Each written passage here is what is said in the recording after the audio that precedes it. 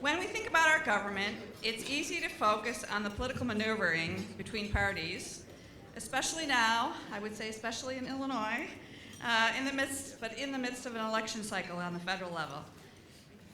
But the election of a new president also heralds a takeover, and when a relative handful of people in various conference rooms will frantically try to put in place the executive leadership of the largest and most complex organization on the planet, with a workforce of over 2 million federal civil servants. So pretty intimidating task. And unfortunately, there is currently no blueprint for how to conduct this transfer of power. Our inability to run this process effectively hampers the beginning of each administration, just when a new president should be best positioned to implement her or his agenda.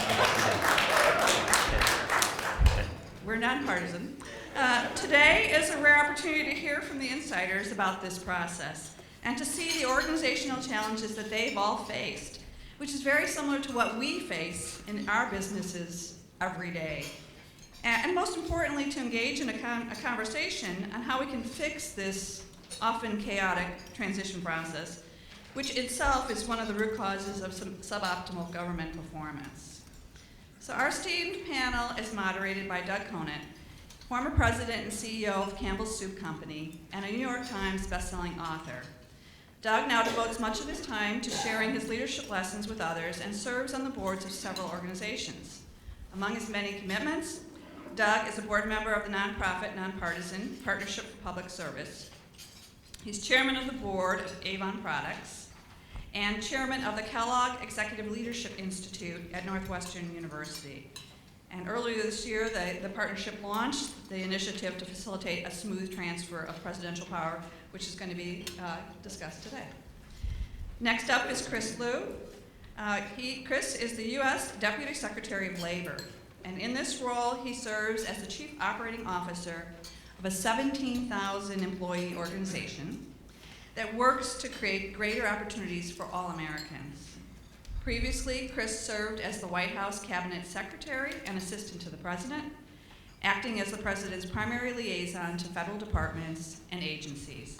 And additionally, in 2008, Chris served as the Executive Director of the Obama-Biden Transition Project, which was President Obama's transition team. Next, we have Stephen Preston, the CEO of Livingston International, which is North America's #1 company focused on customs, brokerage, and compliance. I think, Steve, you just said you flew in from Poland, was it? You just flew in, so yeah, thank you for being here. And Steve has extensive experience in both the private sector, having served as EVP and CFO of Waste Management and CEO of Oakley Global Holdings, and also experience in the federal government, where he has headed the Department of Housing and Urban Development from 2008 to 2009, and the Small Business Administration from 2006 to 2008. And additionally, in 2012, Steve served as the director for the President-elect's support on the Romney Readiness Project, so Governor Romney's transition team. And last, but certainly not least, we have Max Stier, the president and CEO of the Partnership for Public Service, an organization that believes good government starts with good people, and the investments in our government's public servants and in the systems that are supposed to be there to support them. And that if that's done, it will result in greater efficiency and more effective government, which is a very worthy cause. Thank you, Max, with what you're doing. Max has been the powerful engine behind this organization since its founding in 2001. And he also has experience in all 3 branches of the federal government. This is your civics lesson for the morning, the 3 branches. Having previously served on the personal staff of Congressman Jim Leach in multiple roles at the Department of Justice and the Department of Housing and Urban Development, and as a clerk for Supreme Court Justice David Souter. So please join me in welcoming Doug, Chris, Steve, and Max.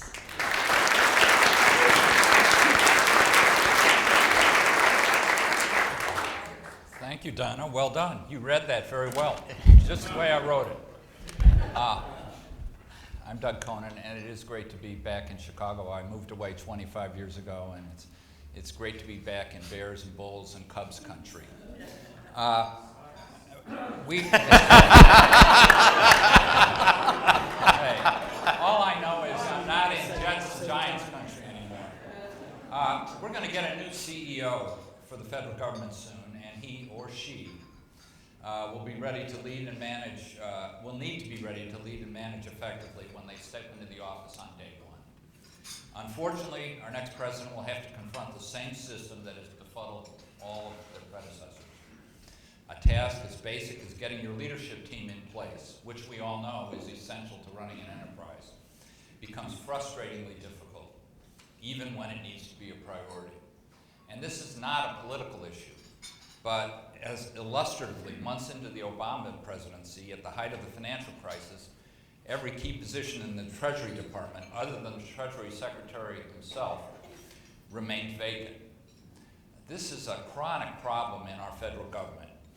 Republican problem, Democrat problem, our problem. And given these challenges, we have a ways to go in order to achieve the type of innovative, energized, and effective government that we all hunger for in a world that modern age of cyber warfare and globalization. And remarkably, it doesn't have to be like this. And the three people to my left are helping us lead the charge to make it better. I'm going to ask them a few questions to just get the pump primed and get this going. You could not have three more capable people to discuss this subject with you this morning. They understand it at the highest level, and they understand it at the granular, how do we get things done level. And they are here to serve you this morning and help enlighten you in terms of what we're wrestling with and how we want to move forward.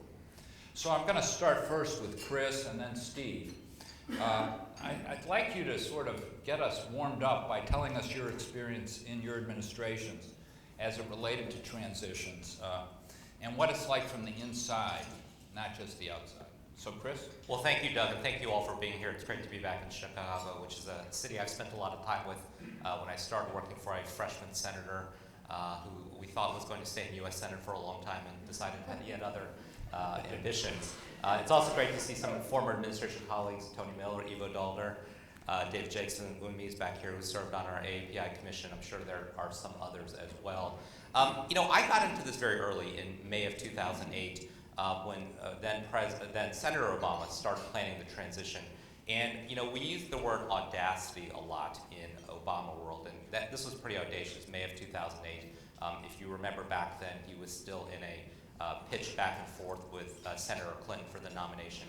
And he felt very strongly that the responsible thing was to start planning for a transition in government, even though he had not won the nomination yet. And I've told this story many times, but I'll tell it again. The president and I said he is president. With the president, I share this love of a movie, which I remember very fondly, although young people now don't. It's an old Robert Redford movie called The Candidate, which came out in 1972 or 1973. After, those of you that know the movie, it tells the story of an idealistic, environmental activist who runs for the U.S. Senate, and miraculously he wins. And the final scene of the movie has him backstage about to walk on stage to declare victory. And the very last line of the movie is he says to one of his staffers, "So now what do I do?" And we never wanted to be the proverbial, dog that caught the car and didn't know what to do. And so we started planning very early in May of 2008. And as has been said, there's no playbook of how to run a presidential transition. In Democratic circles, there are many people who have planned transitions. Not a lot of people actually want to actually carry out the transition, and that's one of the challenges along the way. The U.S. democracy really is, a remarkable thing. It's the most stable, most enduring democracy. Yet we turn over a remarkable amount of the government every 4 years, every 8 years. If you look at, for instance, what's happening in Canada right now, they flip over, the people who work for the Prime Minister and the heads of the different agencies, but the rest is all, stable. In the U.S. government, we turn over, depending on how you count, between 3,000, 5,000 political jobs, and you would never do that in really any other, organization. And the fact that we've been able to pull this off every 4 years, every 8 years, is a remarkable testament to the strength of the democracy. And it's also, it's a remarkable testament to, when we go into transition planning, partisanship goes out the window. And President Obama has publicly praised President Bush for his cooperation during the 2008 transition and has pledged that whoever succeeds him, he will provide the same level of assistance too. And I'll just say one more thing. What made the 2008 transition challenging was two things. One, it was the first post 9/11 transition, so there was a homeland security contingency planning aspect that hadn't necessarily been front and center in previous transitions. It also took place in really, one of the most unprecedented economic downturns in U.S. history. So those added additional dynamics to the planning process. Other than that, it was a piece of That's cake.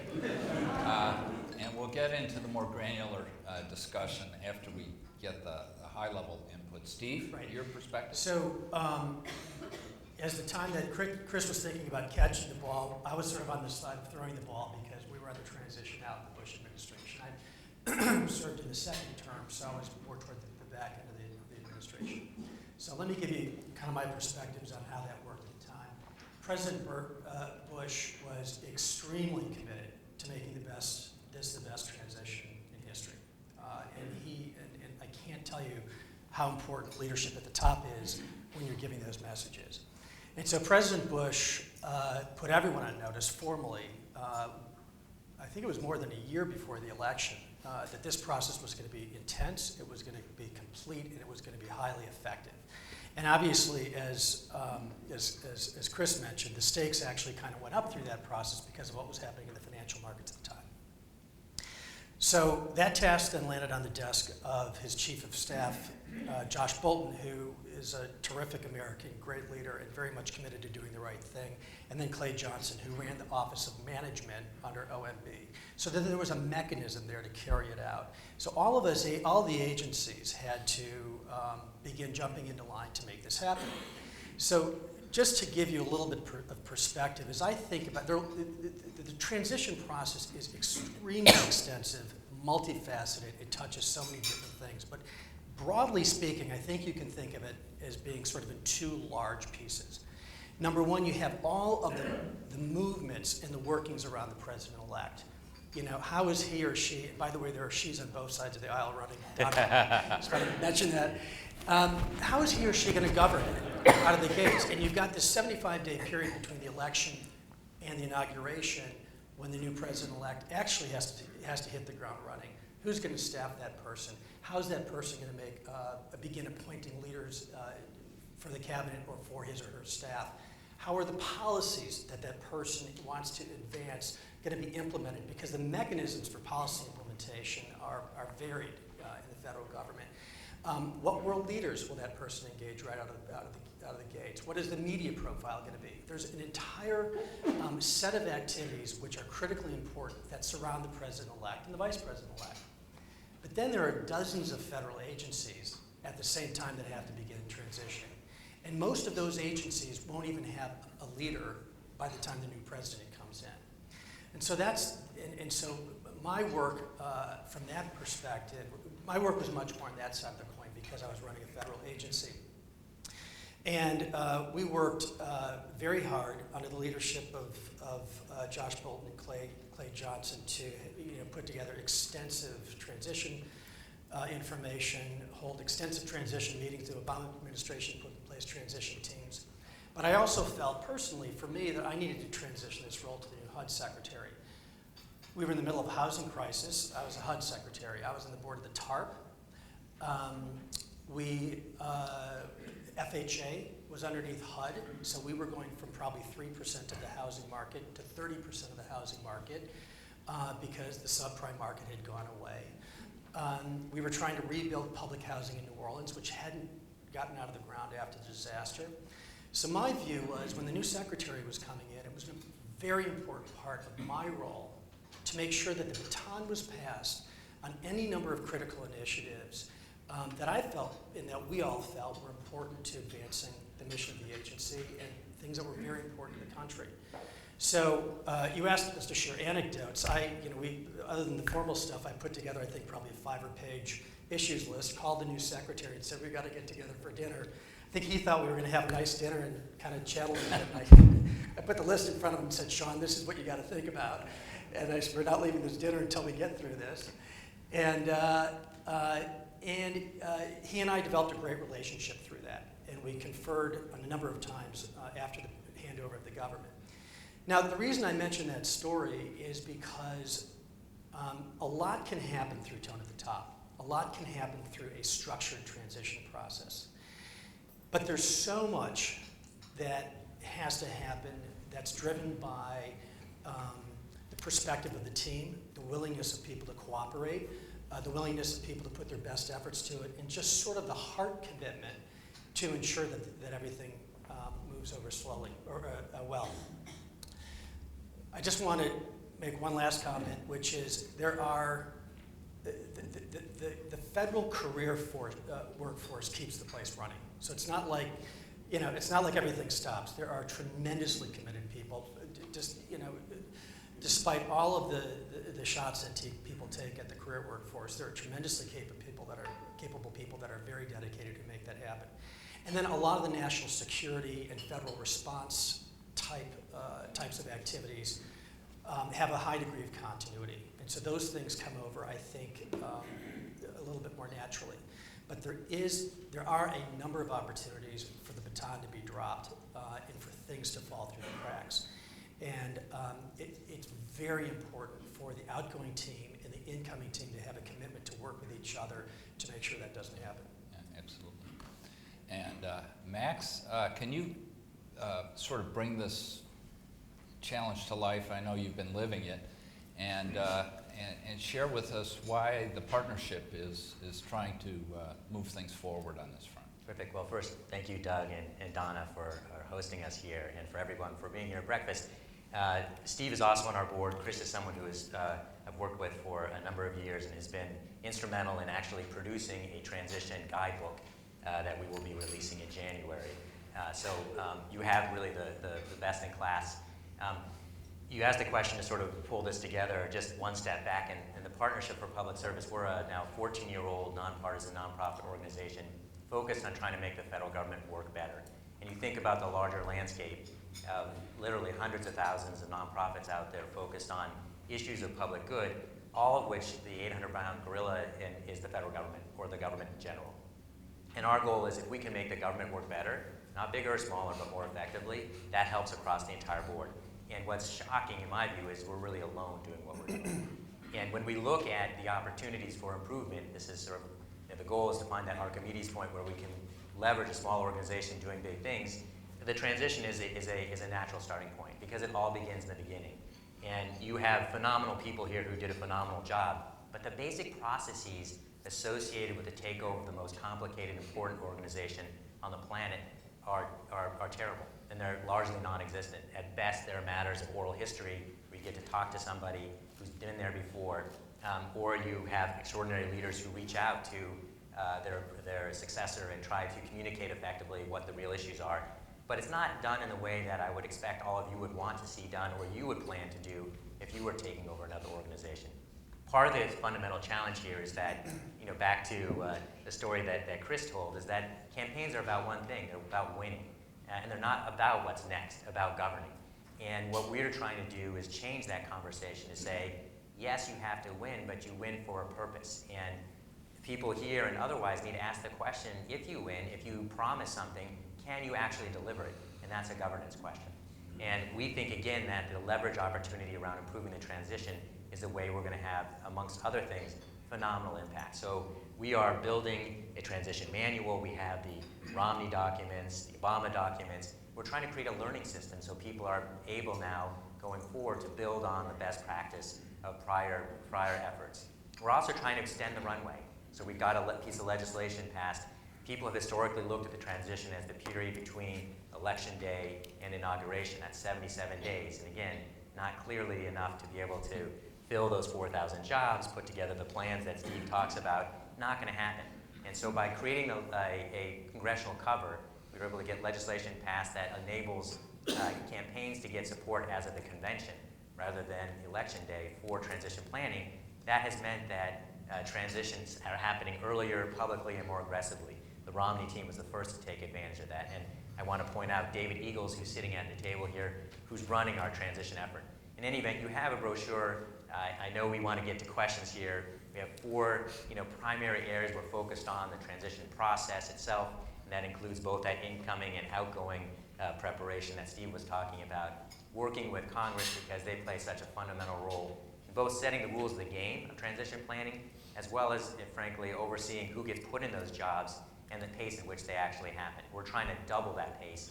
That's been the historical pace. So again, our view is that if you mess up early, that's your most important time.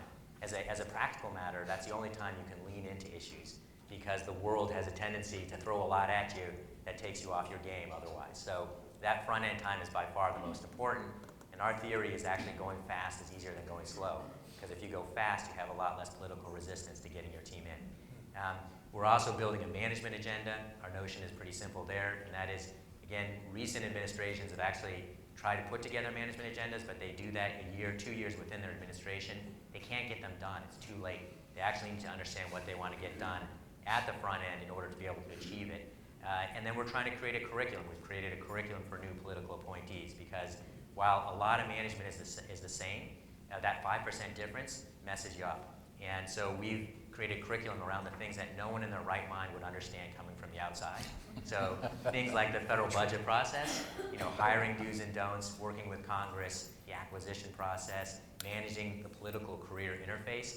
Steve is right, you've got phenomenal people inside the government, but because you have 4,000 political appointees, people believe that they can recreate a command and control structure with the people they're bringing in, rather than co-opting the stuff that's already there. Classic mistake that people make, and they lose, and they don't get stuff done as a result of it. So again, there's a lot of opportunity. What's unique here, I think, is that this is a real problem that we can do something about. So anyway, Doug, hopefully that's not talking too fast or too much, but at least a taste. Can you tell Max is passionate about this subject? There we go. We need a passionate leader There on we this go. front, Right. and Max is the guy.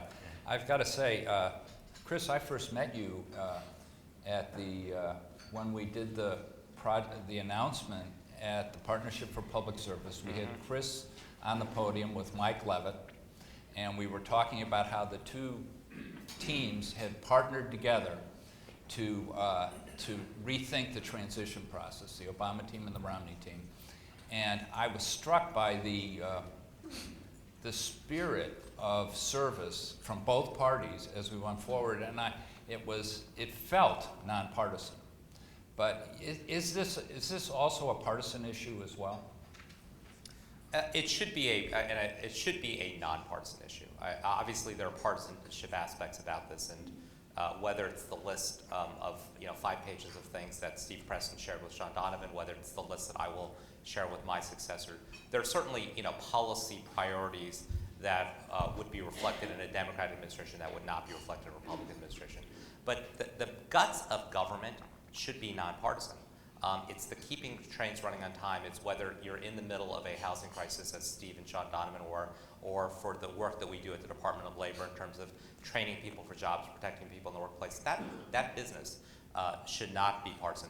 It's also the mechanics of how you run, in the case of the Department of Labor, how you run a $12 billion agency, how you manage IT, how you manage HR. I mean, that stuff is just, as Max said, it's just good management practices. And we can argue about the size of government, whether you think it should be bigger size, whether it should be smaller. But we can all agree it should be more efficient. And that's an important part, I think, of both parties' agendas that I think, unfortunately, doesn't get reflected as well in campaign policy priorities. And you only start thinking about good management after you've walked into your jobs. Yeah, I think one of the issues, just to piggyback on that, is the policy agenda is what we hear about all the time, right? What's hitting Congress, how are we going to deal with some big issue? But there are thousands and thousands of federal programs, the success of which is dependent upon the effectiveness of how they work, right? So you can have terrifically conceived programs, you can have terrifically conceived policies, but if they're not run effectively, if they don't reach the people who have the need, if it takes months and months or longer to get that aid to people, then you have failure. You have failure even where you have good policy. And I think probably the thing that many of us have lamented the most is to watch the federal response to our veterans as they've come home. And so just to support Chris's comment, when these things can be very thoughtfully conceived, but the execution or implementation implementation of them can be very poorly implemented. And it's absolutely critical to understand that. Thank you. Someone once said a good plan well executed beats a brilliant plan poorly executed every time. And all of us in this room have created brilliant plans at times and screwed up. So you all know what I'm talking about. But this is a chronic challenge for us as we try and deliver these lofty plans and then fail on the execution side. Steve, you have a strong business background. Was that helpful to you when you went into the administration? Oh gosh, absolutely. I walked into sort of an agency in crisis, and so there was the need to bring in teams. In the crisis surrounded basically operational and business issues. And so the ability to bring in teams and bring in core business skills to address those issues and to bring in, process redesign competencies, to measure results, to bring teams together in a way to drive those things effectively, and then to communicate back out to your teams and publicly, were all the types of things that were, I think, absolutely essential in getting done what we did in the government. However, make no mistake, coming in with 25 years of experience in the private sector was very, very helpful, but there is a whole body of knowledge that I did not have when I came in. And if you don't have people on your team that understand how to get things done in the federal government, it's almost impossible to be successful. So it's really the blending of the two. I can't tell you how many times I said to my team, well, so we want to get this done. What's the path to getting it done? What are the decisions? What does it look like? I can't tell you how many times I ended that conversation with the comment, that cannot possibly be the case. That is the most counterintuitive thing I've ever heard. I've got to talk to somebody else about it. It's insane. No one in this room with a blank page of paper would have designed any of this stuff. It's layered on over the years, political issues, okay, we agree on this, and you end up in this place and you just can't believe it's true.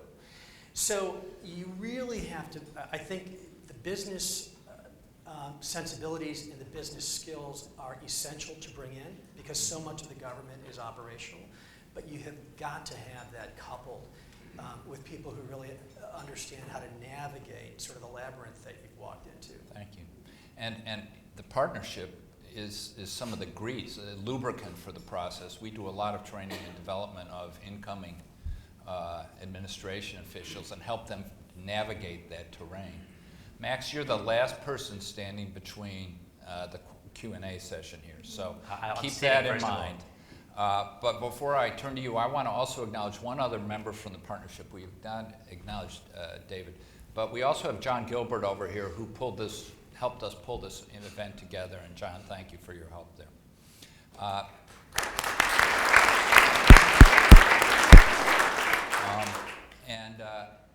Max, can you talk a little bit about the Ready to Govern initiative as it's taking shape, and how you're trying to intervene in the process here? Great. So just to piggyback on John, so he's our Vice President for Business Strategies, and this is relevant to the question you ask as well.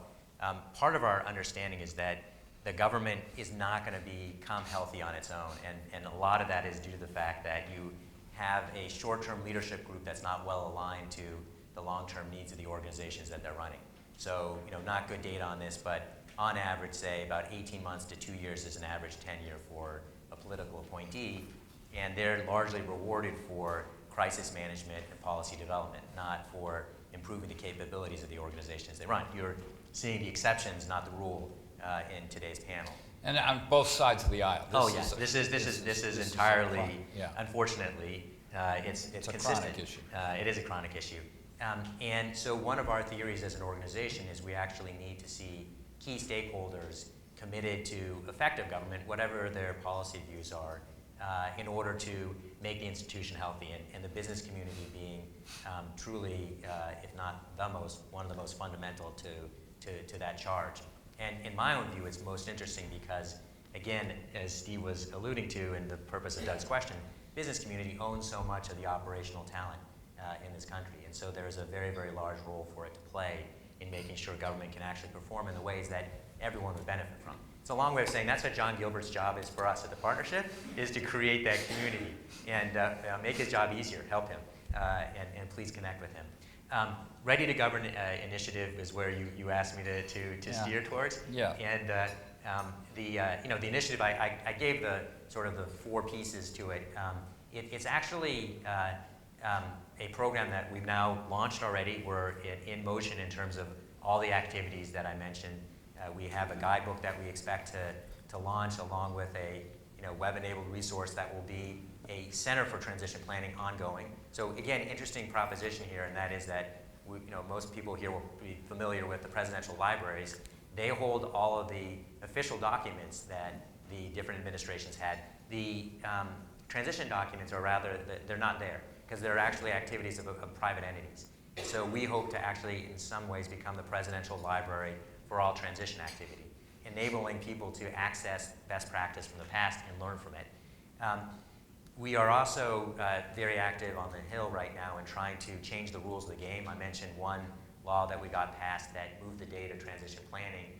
We have another law that we are close to getting done. It's through the Senate and the key committee in the House that would systematize the outgoing process. So again, what Steve described as the best outgoing transition that President Bush ran, and he's right in my view, was seat of the pants exercise in itself.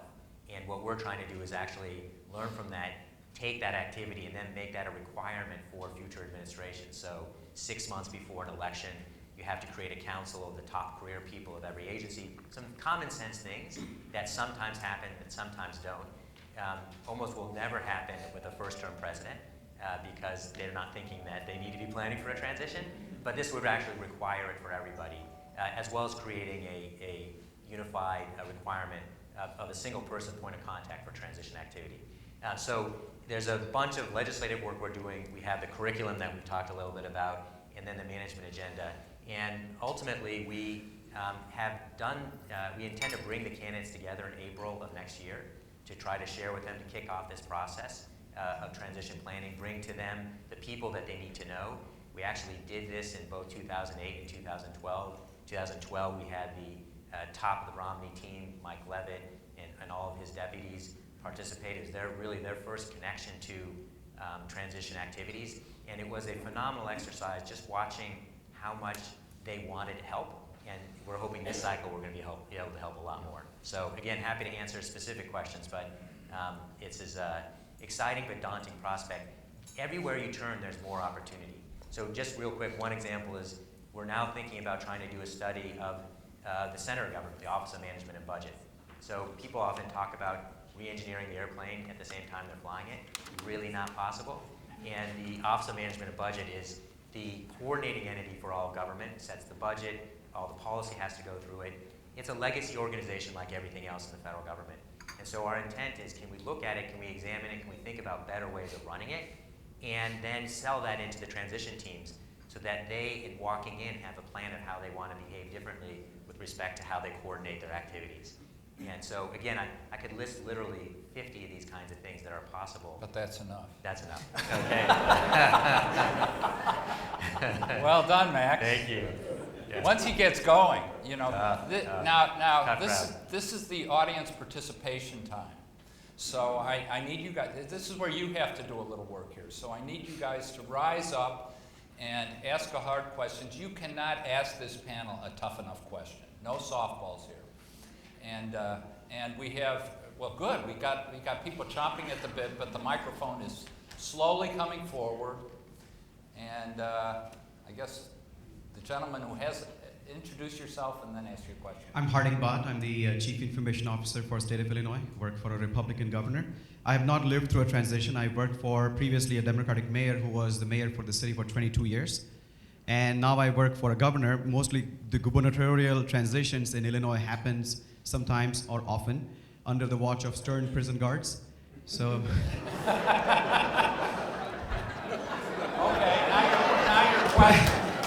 Now your question. The question I have, I mean, you talked about the Homeland Security being one of the key things and transition in 2008.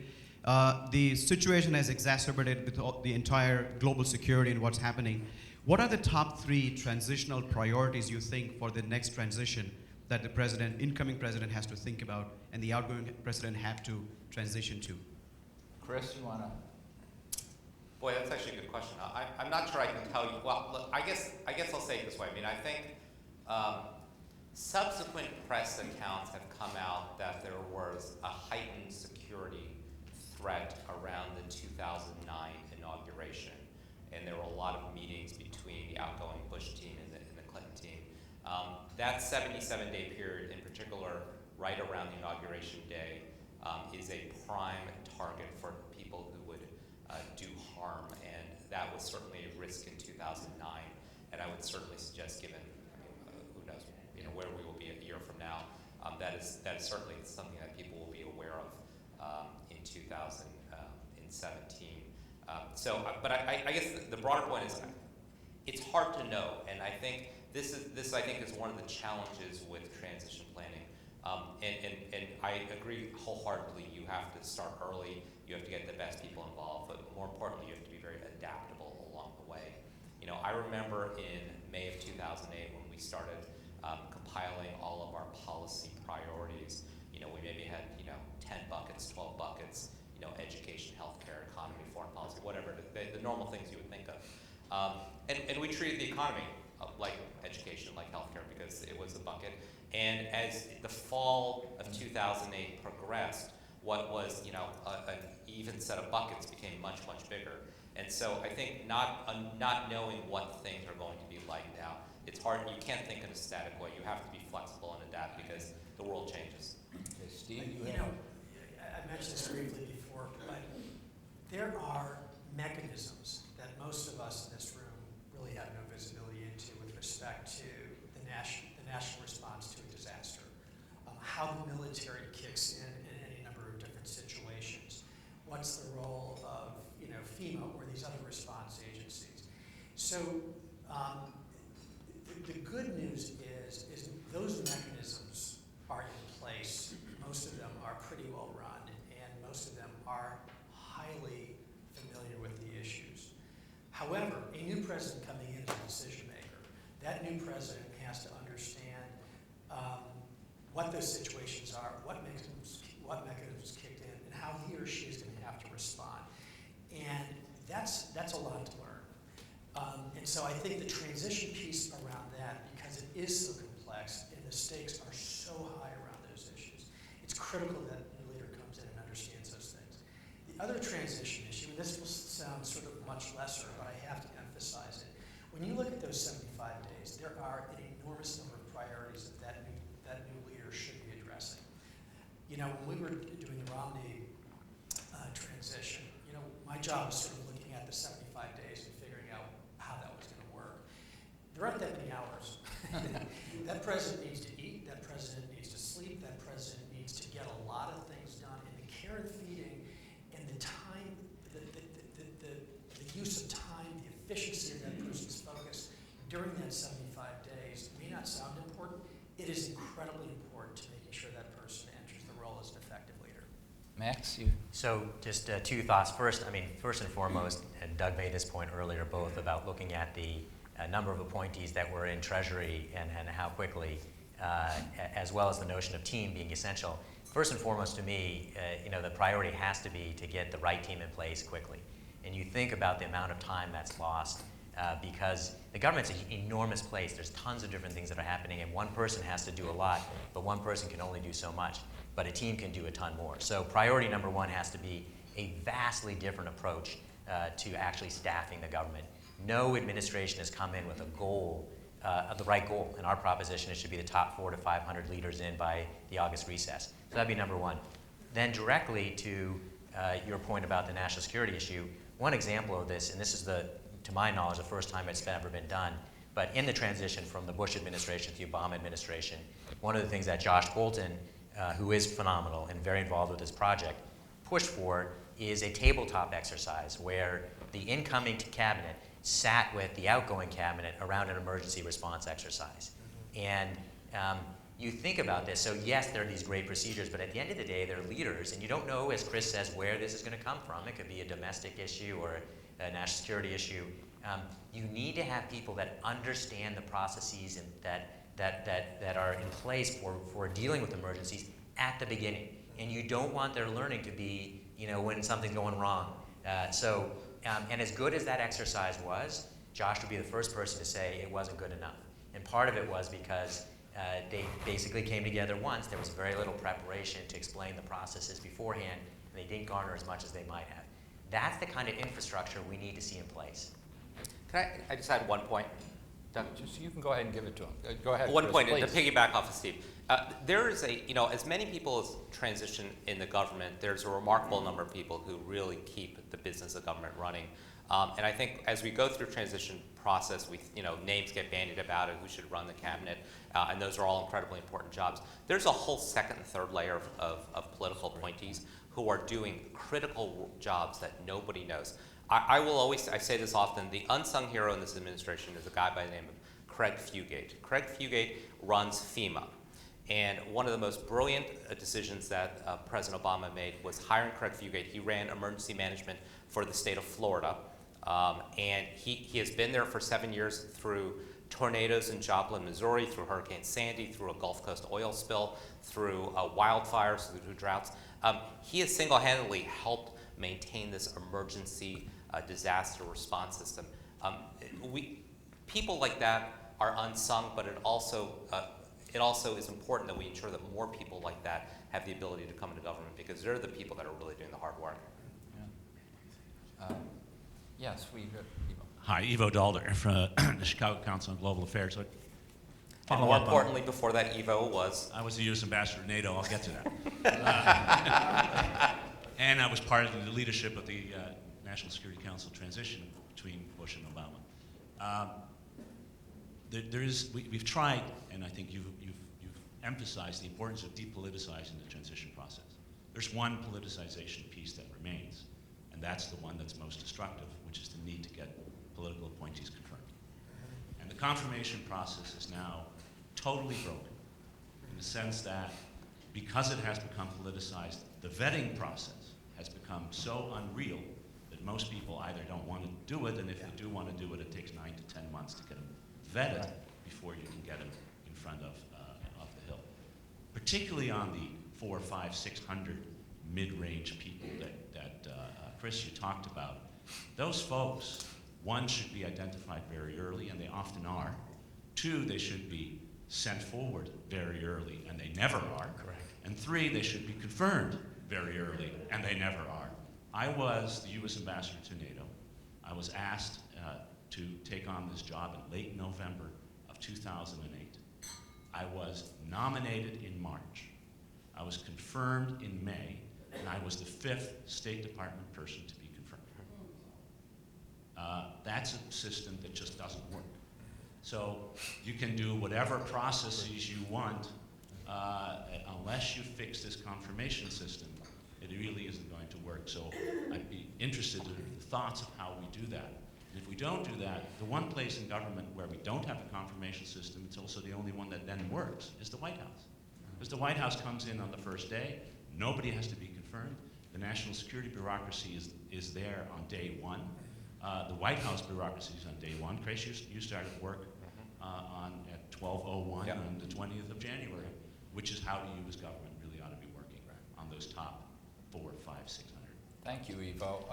Max, I'd like you to get to that, but then you two weigh in, Okay. and we'll have time for one more question. Yeah, so after. you're 100% right, the process is broken. There's not one fix, but there are a bunch of things that can be done. You mentioned yourself that while you were chosen in November, you weren't actually nominated until March.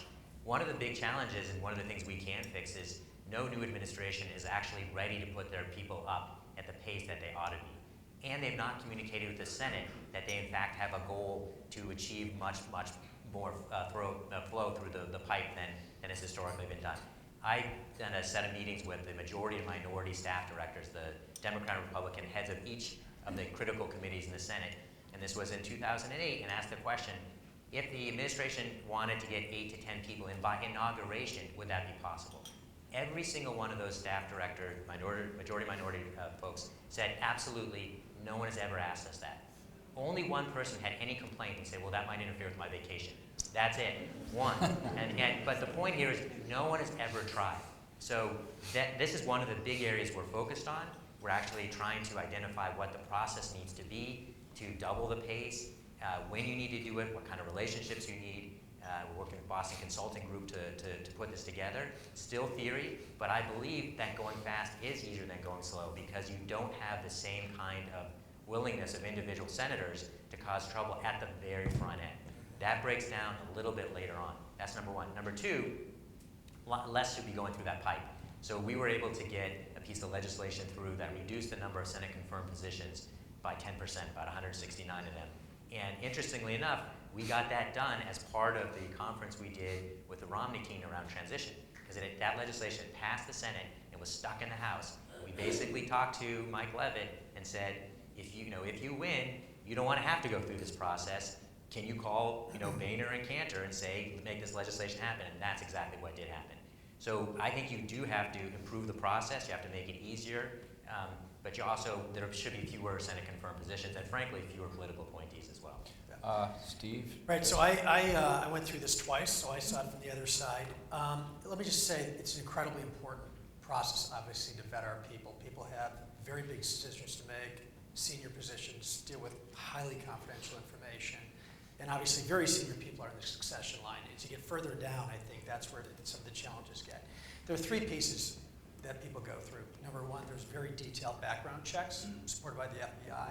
There's very detailed financial reviews, people's financial holdings and what needs to come out of that, and then there's a Senate confirmation process. And it was interesting that you said you were asked in November and you were nominated in May? March. So I was actually supposed to be nominated in early February. Dashiell didn't throw it up in the vetting process. so before you even became a public concept, that was 4 months. For me, it was even longer. I guess I had a checkered past. But I think those earlier processes need to be simplified.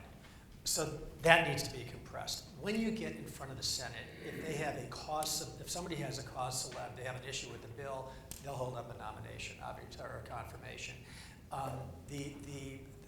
All of this background work is done before anybody even gets brought forward to the Senate. So there's been a tremendous amount of detail work done on that individual. The Senate should be able to get in there, review the candidate, vet them in committee, and take them to the floor for an up or down vote, period. And all of the political junk that gets thrown into the process is extremely unhelpful, extremely counterproductive, and irrespective of where you are politically, especially when these second and third tier positions get held up, you can't get anything done. You don't have a team, and you walk into these massive issues. So I am hugely in favor of simplifying all parts of that process, understanding that good work does have to get done here because the issue is important. Chris, you're going to have the final word here, so It's brilliant. It's critically important that we get good people in the government, people like Evo, people like Steve. And I will tell you, I had a relatively painless confirmation process, and it was not a lot of fun to go through. I wouldn't really wish it upon most people. And I think the reason I got through relatively quickly was two things. I really didn't have a public profile, so I never really said or written anything, and I didn't have a lot of money. So the never having written or said a lot of things, I mean, I consciously had always kept behind the scenes, that didn't stop people from asking the questions. During my interviews with committee staff, they said, we want to ask you about your tweets. And so we went through tweets that I had done, which is going to magnify in an age of social media. I actually got a question that said, because they couldn't find anything I had said or written in the last 10 years, they said, we saw that you were a reporter for your student newspaper at Princeton, 1984, 1988. Please provide a copy of every article you wrote. Yeah.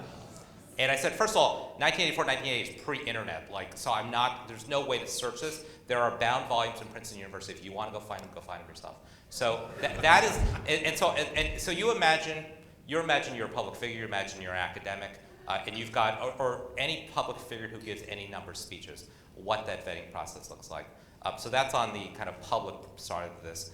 On the financial side, again, I had been in public service, I didn't really have a lot of money, but at the Department of Labor, because we regulate every company, I had to divest myself of every stock in every individual stock in a company. Fortunately, this was 2014. The stock market had rebounded. Imagine doing that in 2008, 2009, at the bottom of the market, and what the implications of that are.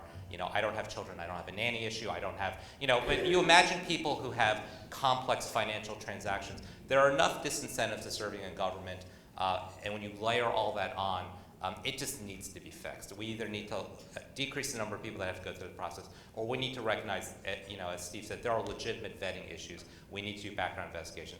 And then there's this whole nonsense that we just need to get past that. Chris, thank you. Thank you very much. And Donna, back over to you.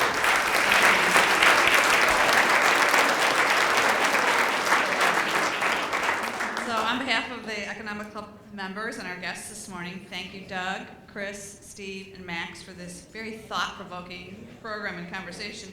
Appreciate the great insights. And to our audience, thank you for coming out early this morning and being here for this great conversation. We're adjourned.